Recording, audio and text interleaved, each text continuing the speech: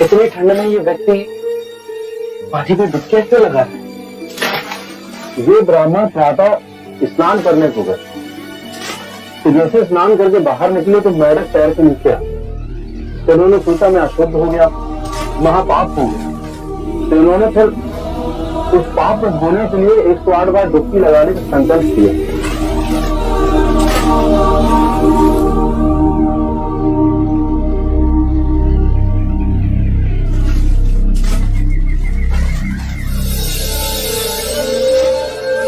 सुनिए, आप ठंड से कांप रहे हैं।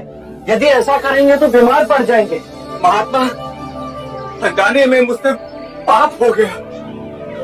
ये नदी गंगा नदी की उप नदी है। इसमें नहाने के बाद मेरे पाप धुल जाएंगे। इस नदी में डुबकी लगाने से यदि आपके पाप धुल जाएंगे तो इस नदी में रहने वाले मेंढक के ऊपर पांव आने पर आप अपवित्र कैसे हो गए? यदि आपको ऐसा लगता है कि नदी में डुबकी लगाने से आपके पापों का नाश होगा, तो इस नदी में रहने वाली मछलियां, कछुए, सर्प, मेंढक, इन सबको अब तक मुक्ति मिल गई होती।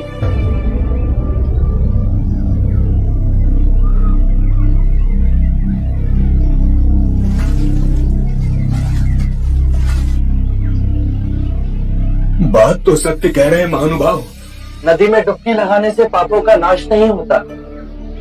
अपने पापों का नाश करने के लिए विवेक जगाना आवश्यक है। इतनी साधारण बात को समझाने वाला कोई असाधारण ही हो सकता है। महात्मन, कब से बनाए हुए रास्ते पर अंधे पशु की तरह चल रहे थे। आपने हमारी आंखें खोल दी। हर वो बात जो लिखी गई, जो हमें सिखाई जाती, जो असंख्य वर्षों से दोहराई जा रही है, उसमें संदेह करना। अपो दीपो भव, अपना दीपक स्वयं बनो।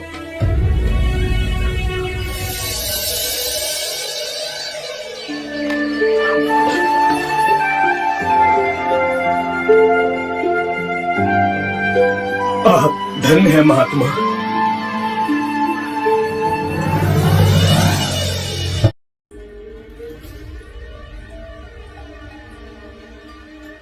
आप लोग बोले लोग हो, आप लोगों को ठगा जा रहा है। कौन ठग रहा है हमें? वही बुद्ध और उसके भिक्षुक। हमने सोचा क्यों ना आज उनकी परीक्षा ली जाए। प्रतिदिन निःशुल्क ही भिक्षा ले जाए। पर वो तो महात्मा लोग हैं। काहे का महात्मा? आज देखते हैं उनमें आध्यात्मिक शक्ति है या नहीं। यदि नहीं तो उन्हें धक्के मारकर राजगीर से बाहर निकाल देंगे। अवश्य। भाइयों सावधान, दो भिक्षुक इधर ही आ रहे। आइए भिक्षुकगण, आइए। आप ही की प्रतीक्षा हो रही थी, पधारिए। देखिए, ये चंदन का भिक्षा पात्र बांस पर रखा हुआ है। यदि आप बांस को बिना छुए चंदन का भिक्षा पात्र निकाल दें तो आपको भिक्षा मिलेगी, अन्यथा नहीं। हमें क्षमा कीजिए।